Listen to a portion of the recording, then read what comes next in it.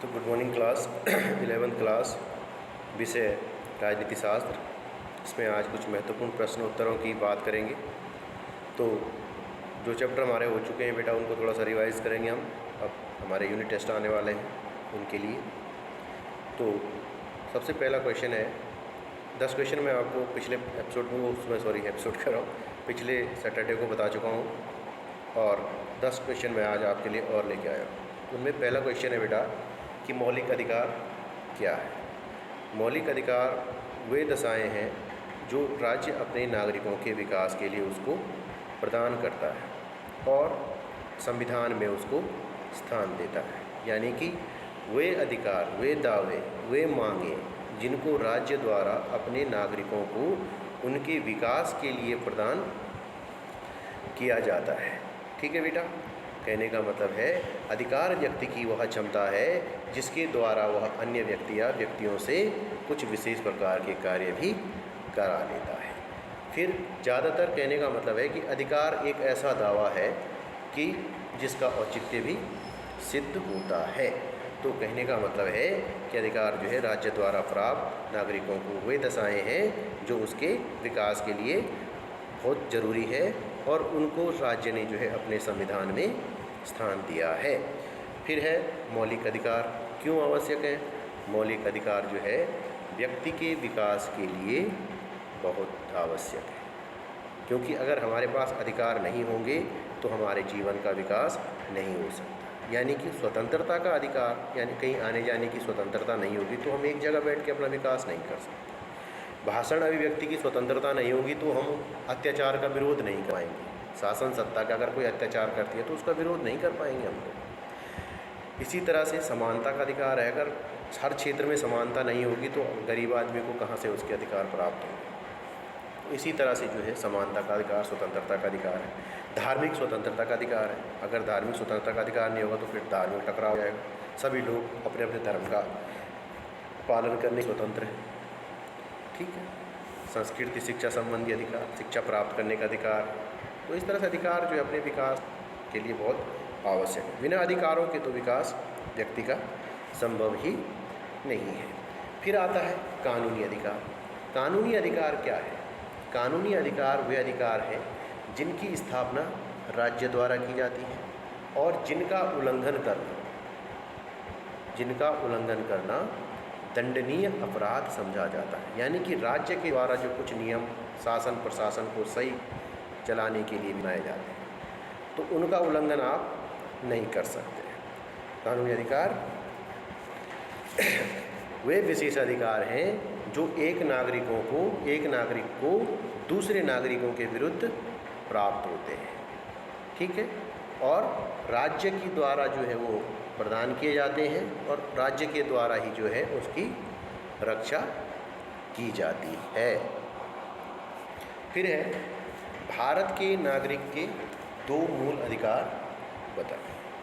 तो मूल अधिकार मैं आप बता चुका हूँ 6 अधिकार हैं। तो सबसे पहले समानता का अधिकार, नंबर 2 स्वतंत्रता का अधिकार। तो इसमें जो है 2 ही अधिकार आपको यहाँ पे पूछे गए हैं, लेकिन आपको जो है जो मूल अधिकार दिए गए हैं, मूल अधिकारों की संख्या है 6। सबसे पहला समानता का अधिकार, नंबर 2 स्वतंत्रता का अधिकार, नंबर 3 शोषण के विरुद्ध अधिकार, नंबर 4 धार्मिक स्वतंत्रता का अधिकार, नंबर 5 शिक्षण एवं संस्कृति संबंधी अधिकार और लास्ट है बेटा संवैधानिक उपचारों का अधिकार। तो ये अधिकार जो है हमारे संविधान द्वारा हमारे नागरिकों को प्रदान किए गए हैं। तो फिर है स्वतंत्रता के अधिकार के अंतर्गत कौन कौन से स्वतंत्रताएं दी गई कि भाई स्वतंत्रता का अगर जैसे समानता का है कि कानून के समक्ष सभी समान है, सरकारी नौकरियों में सबको समान अवसर मिलना चाहिए। तो उसी तरह की स्वतंत्रता के अधिकार के अंतर्गत कौन कौन सी स्वतंत्रताएं दी गई हैं। ठीक, सबसे पहला भाषण और अभिव्यक्ति। आप जो है शांतिपूर्वक जो है अपना भाषण दे सकते हैं, सभा कर सकते हैं, बशर्ते आपके विचार सांप्रदायिकता से ओतप्रोत नहीं होने चाहिए, विघटनकारी नहीं होने चाहिए, ऐसे विचार नहीं हो सकते। आप अपने जो है विचार कर सकते हैं, किसी अभिव्यक्त का अपने विचार व्यक्त कर सकते हैं, लेकिन आपके विचार जो है विघटनकारी नहीं होने चाहिए। ठीक है बेटा।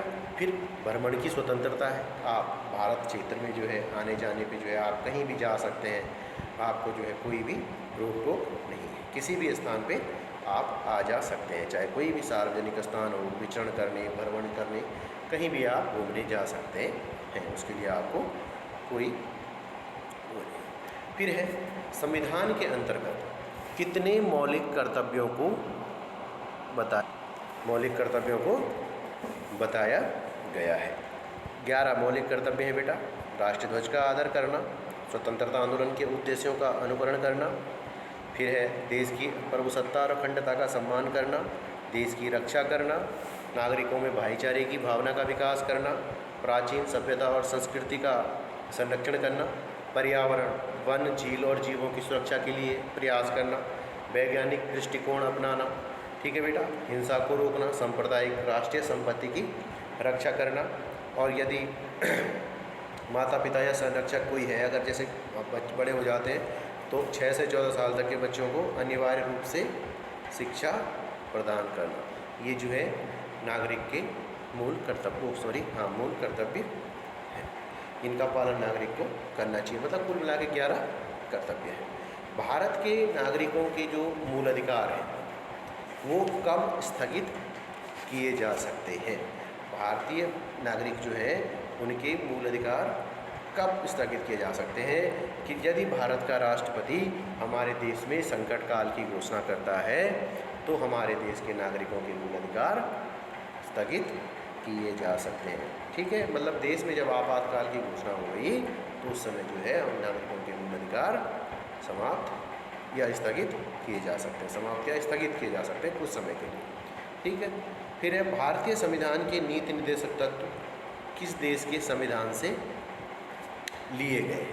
तो बेटा हमारे देश के अलग अलग देशों के संविधानों से कुछ ना कुछ हमारे उसने भारत के संविधान ने जो है ग्रहण किया।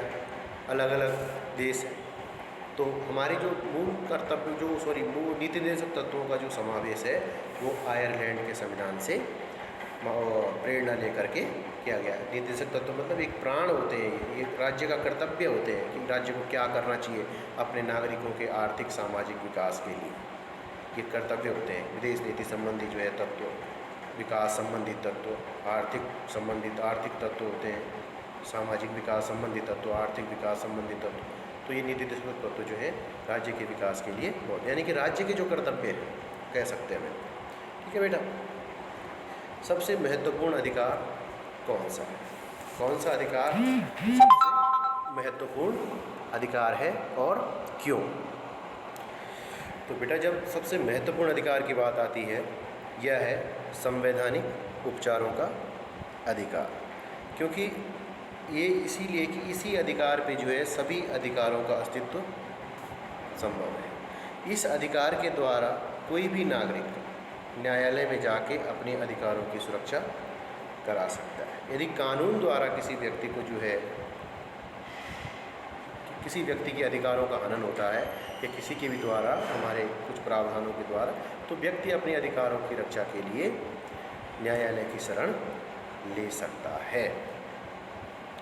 फिर है भारत में मानवाधिकार आयोग का गठन कब किया गया? मानवाधिकार आयोग बेटे सन 2000 में जो है मानवाधिकार आयोग का गठन हमारे भारत में किया गया है। क्वेश्चन आएगा आपके पास कि मानवाधिकार आयोग क्या है, किसका गठन कब किया गया? तो सन 2000 में। ये जो है अगर किसी मनुष्य के अधिकारों का हनन होता है तो मानवाधिकार आयोग जो है उस पर हस्तक्षेप करता है। माना हिरासत में किसी की मृत्यु हो जाती है, जैसे पुलिस किसी को पकड़ के ले गई और हो सकता है कि पुलिस की पिटाई से किसी की मृत्यु आए, तो मानवाधिकार आयोग मतलब प्रत्येक मनुष्य की जो है गरिमा है और उसको जो है जीवन रक्षा का अधिकार है। तो मानवाधिकार आयोग जो है इस बात की देखरेख करता है कि कहीं किसी व्यक्ति के अधिकारों के साथ जो है कोई छेड़छाड़ ना हो रही, उसके साथ कोई किसी उसको कोई समस्या का सामना न करना पड़ रहा हो, वो जो है उसके अधिकारों को कोई टकराव की स्थिति ना आ रही हो, कहीं उसके अधिकारों के खिलाफ उस पर कोई कार्रवाई न की जा रही है।